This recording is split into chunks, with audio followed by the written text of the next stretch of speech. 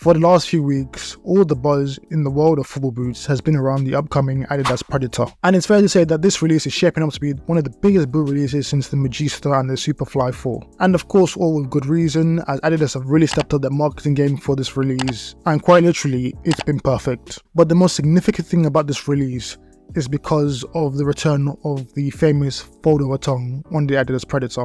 This will be the first Adidas Predator to feature a fold-over tongue since 2007 in the Adidas Power Swerve. So in this video, I'm going to break down a few things. So what we know about the boot, the marketing around the boot, maybe a few questions I have around the release, as well as what I think Adidas are trying to achieve with the release of this model in particular. First up, marketing. Wow, wow, wow, and wow again. I couldn't speak any higher of Adidas when it comes to the marketing around this boot. Honestly, give yourselves a round of applause. Firstly, Bellingham being the face of this boot makes perfect sense. Signing for Real Madrid in the summer and all the form he's been in this season, all the eyes are going to be on him every single game. And just recently he's been named Golden Boy, so from Adidas' point of view, I don't think in terms of giving a player the reins of maybe your flagship boot, I mean it couldn't have gone any better for them. Adidas also made a huge coup by signing Trent Alexander-Arnold to the brand and putting him in the Predator, even giving his own kind of signature colorway straight out the bat. Now those two, as well as Pedri, wearing the Predator is very, very significant. And it all kind of culminates with what Adidas are trying to do with this release, in my opinion.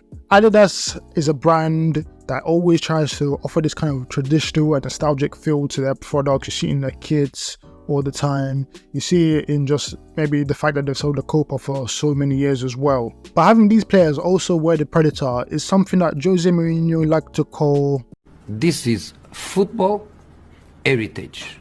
A Real Madrid midfielder wearing a number 5, a local lad playing for Liverpool with great technical ability, and a Barcelona midfielder with a keen eye for a pass.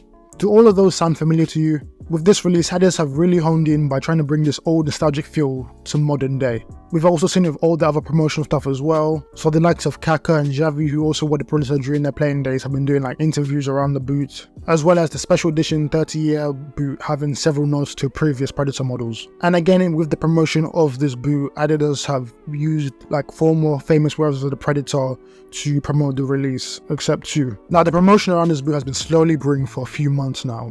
We've seen players wear whiter versions of the boot that's going to be released, and I think this is a tactic from brands. Instead of using black hulls, they're going to use white hulls because they kind of stand out a bit more, and they know nerds like me are going to take notice, get excited, and it's going to build hype around the eventual release. And that hype pretty much exploded when Trent stepped out against Man City wearing those custom Predators. One of my favorite things around the release of this boot has to be the simplicity of it.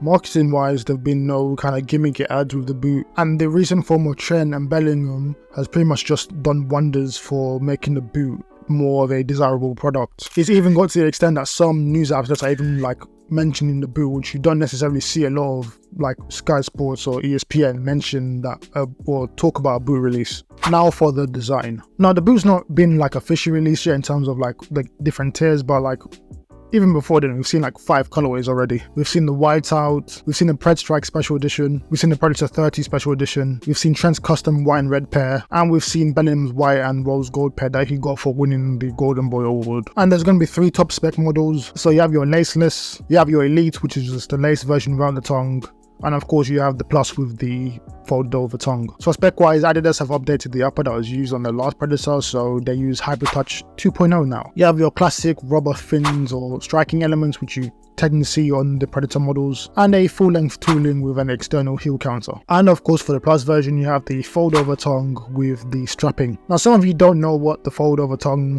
is for, so I'm just going to give you a brief overview of what it does or should do. So it serves 3 main purposes: acts as an extra layer of cushioning, allows you to adjust the kind of lockdown and volume within a boot, and also acts as like a kind of lace cover as well. Now the return of the fold over tongue is pretty much the most important part of this release, and it's all because of nostalgia. The Predator has been a household name since 1994, and for a lot of like pure Pred heads, there is what they call the Predator formula. So as it would go, it would be leather, rubber striking elements, and the fold over tongue. We're not quite there with the leather, but you know, we've got pretty much a synthetic version of leather, so you can say we've got 2.5 out of 3. Now the removal of some of these elements over the years has caused like people who fell in love with the Predator to slowly disassociate with it. So bringing the tongue back is a way to kind of reignite this love affair that these once fans of the Predator had. Now, it's not all sunshine and rainbows. I do have a few questions about this boot. So first of all, why bring the tongue back? Although bringing the tongue back is widely accepted, it's somewhat counterintuitive and hypocritical of what we've been told by brands over the years. We've been told over the years by not just Adidas but other brands as well, like the removal of the tongue was so boots could become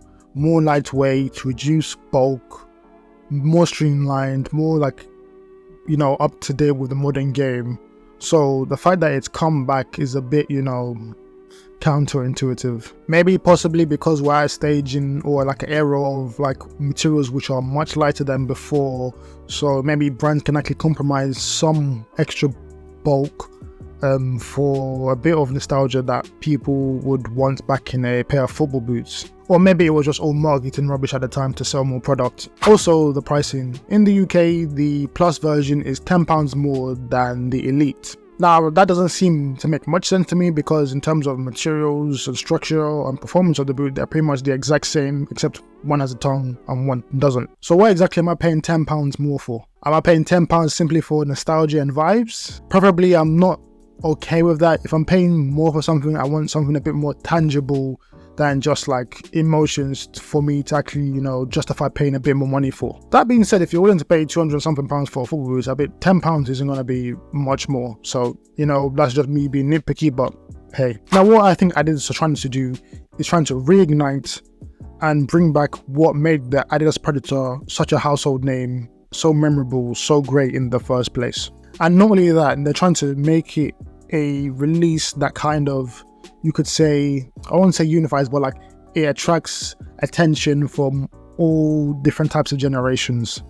So with the Plus, the tongue version, the laceless, and the Elite, which is the lace without the tongue, I've said that so many times now, you have three options which, you know, kind of, it appeases like generations from millennials to Gen Z to Gen X. And this is the first time I think a big brand has done something like this, or that I can think of in modern day. As well as the fact that, you know, some kind of newer kids on the block, okay, I sound so old when I say that, but you know what I mean, like they probably have never seen a flagship boot with a tongue before, so for them it might pique their interest and something for them to try out as well.